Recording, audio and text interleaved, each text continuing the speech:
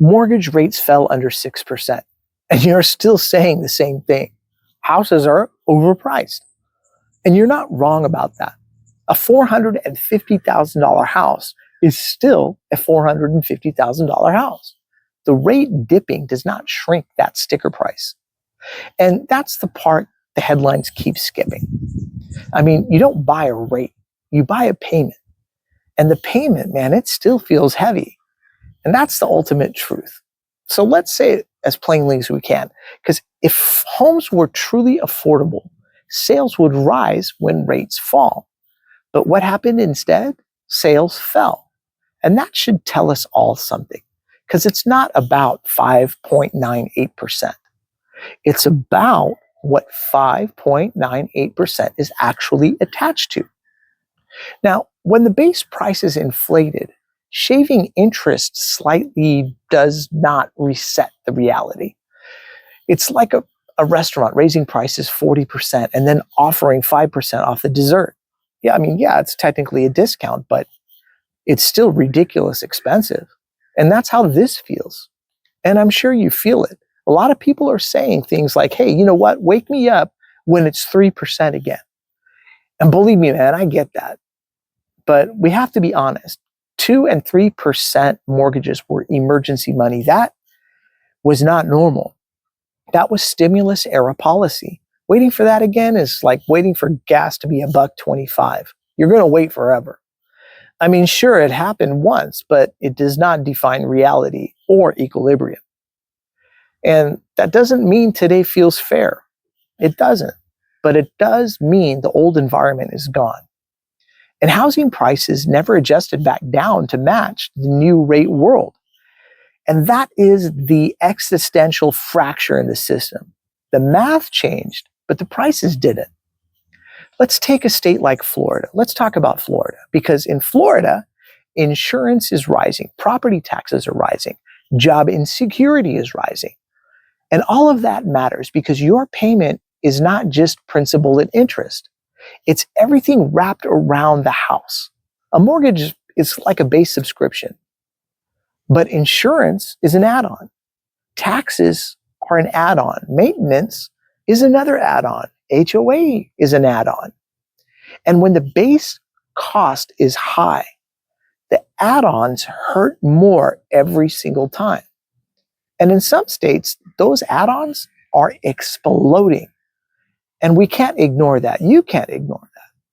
Now, I've heard some people also say lower prices and raise wages. And that's the dream, right? That's what it should be like. But here's the uncomfortable part. Prices won't drop because we want them to. They drop when sellers are forced to meet buyers. And right now, many sellers are sitting on 3% loans. They are not forced. So supply stays tight. Prices stay elevated. Relief never reaches you. And it feels like a conspiracy, but it's not. That's that lock-in. And lock-in, as we all see, is very powerful. Now, if you had a 2.3% mortgage, would you sell? Exactly. That's why inventory does not flood the market. That's why corrections are slow right now. Now, saying all that, it brings us to the bidding wars, right? Because if you imagine a young couple that might agree to a price on a house. Now, someone comes in and offers $50,000 more, who wins?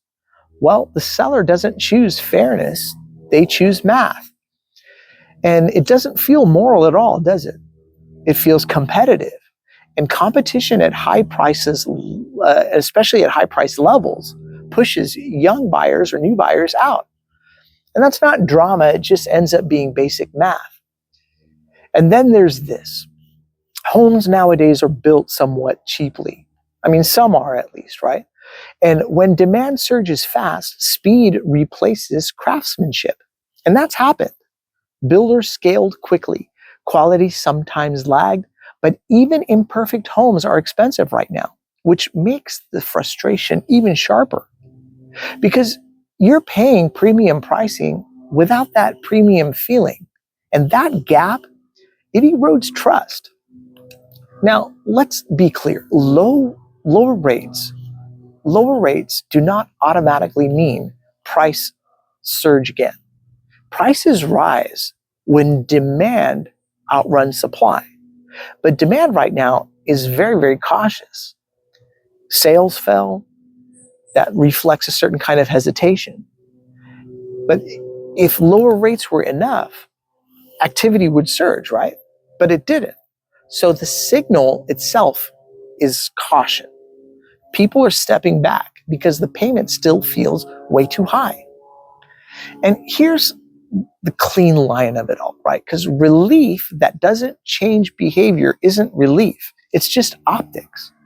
The payment has to fall enough to restore confidence, not enough to make a headline. Now, all of this is not enough to make anybody sign, right? And many of you are not signing right now. And that's rational, that's smart. And it brings us to a moment where we can zoom out a bit, right? Because housing is stuck between two realities. Rates are lower than last year. Prices are much higher than 6 years ago. Now, both things are true, but only one determines your monthly strain. Now, that combination and the combination is still way too tight. That's why nothing feels cheaper, because nothing meaningfully is. And this brings us to an uncomfortable lever. Let's just say lever number one. If you're waiting for rates to save you, just stop. Because what you really have to do is run the full monthly number. Principal, interest, taxes, insurance. If that total exceeds what you can sustain for 5 years without panic, you wait. Not because you're scared, but because you are disciplined, because you're smart. A mortgage, it's not some motivational achievement or quote. It's a serious 30-year contract, and contracts do not care about optimism. Which brings us to this second lever. Stop anchoring to 3%. That era distorts judgment. Anchor to affordability. If you can afford 6% with margin, fine. But if you can't, that's not failure. That's you being clear. That's clarity. And that's a good thing. Then you got to watch for that third level too. Watch inventory in your zip code specifically, because if listings rise and price cuts increase, leverage slowly shifts. Inventory stays tight. Prices won't collapse quickly. Remember, data over emotion, which is hard for me personally. So I can relate if that's a tough concept.